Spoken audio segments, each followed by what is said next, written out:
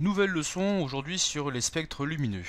Pour aborder cette partie sur les spectres lumineux, on va d'abord s'intéresser donc à la dispersion de la lumière. En 1666, Newton réalise une expérience un peu déterminante où il laisse passer par un petit trou de la lumière blanche donc issue du soleil. Cette lumière va traverser un objet que l'on appelle un prisme ici, et ce prisme là on le voit bien qui va décomposer ou disperser la lumière du soleil en toutes les couleurs du rouge au violet. Le prisme est un élément d'optique qui est taillé généralement dans le verre et sa forme particulière lui permet donc de disperser la lumière. La figure que l'on obtient ici, on la voit plus précisément là, en fait c'est ce qu'on va appeler le spectre de la lumière blanche. Grâce à cette expérience, Newton montre que la lumière blanche émise par le soleil est composée de toutes les lumières colorées que l'on va appeler radiation. À chaque couleur de ce spectre, on peut associer une longueur d'onde.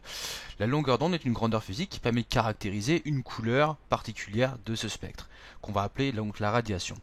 Le symbole de la longueur d'onde, c'est lambda, et l'unité, c'est le mètre, et on choisit donc la sous-unité donc du nanomètre, sachant que 1 nanomètre, c'est 10 puissance moins 9 mètres. Par exemple, on peut voir que toute la gamme des jaunes est comprise entre 575 nanomètres et 620 nanomètres. Une longueur d'onde que l'on connaît assez bien, c'est celle du laser, puisque la longueur d'onde d'un laser rouge, c'est 650 nanomètres. Tout ça ne nous dit pas pourquoi est-ce que la lumière est décomposée lorsqu'elle passe à travers un prisme. On va essayer de le comprendre en visionnant une animation. Sur l'animation, on peut voir ici par exemple une source de lumière monochromatique, en l'occurrence rouge, qui va traverser un prisme. Le prisme est modélisé par ce petit triangle.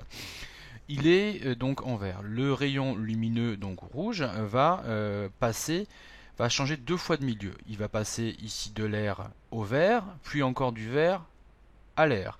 Et dans le chapitre précédent, on a vu que lorsqu'un rayon lumineux changeait de milieu, il était réfracté. Donc ce rayon lumineux va subir deux réfractions successives, une ici et une là. On a vu dans le chapitre précédent que le phénomène de réfraction dépendait de l'indice de réfraction. Et il y a quelque chose qui influence l'indice de réfraction, c'est la longueur d'onde. Par exemple, l'indice de réfraction ne sera pas le même si on a un rayon qui est rouge ou si on a un rayon qui est bleu.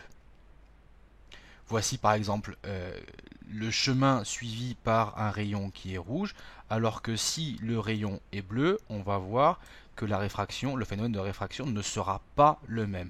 Donc pour un bleu, le rayon est plus dévié, pour le rouge, il est un peu moins dévié, pour le jaune, il est un peu plus dévié que le rouge et un peu moins que le bleu. Si maintenant on a une source de lumière qui est complètement blanche, alors c'est-à-dire qu'elle est composée de toutes les gammes de couleurs qui sont présentes ici, on aura ce phénomène-là. Et donc on observera une dispersion totale de la lumière blanche. La lumière blanche peut être décomposée par autre chose que par un prisme.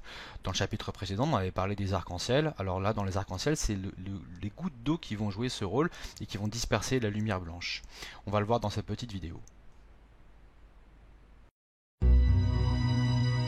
Les arcs-en-ciel colorent le ciel de manière spectaculaire. Le phénomène à l'origine des arcs-en-ciel n'est pas météorologique, mais optique. Les arcs-en-ciel apparaissent lorsque le soleil éclaire des gouttes d'eau, en particulier un rideau de gouttes de pluie. La lumière du soleil apparaît généralement blanche, mais elle est en fait composée de plusieurs couleurs, allant du rouge au violet. Lorsque la lumière du soleil pénètre dans une goutte de pluie, elle est déviée. Mais chacune de ces couleurs est plus ou moins déviée, si bien que la lumière blanche est décomposée en plusieurs rayons de couleurs différentes. Ces rayons sont reflétés au fond de la goutte, puis déviés à nouveau lorsqu'ils en ressortent. La lumière blanche du soleil frappant un rideau de pluie est ainsi décomposée par les millions de gouttes en rayons de couleurs différentes. Vus du sol, ces rayons apparaissent sous la forme d'un arc-en-ciel. Les arcs-en-ciel ne se laissent jamais admirer très longtemps. Aussitôt que la pluie cesse, ils disparaissent.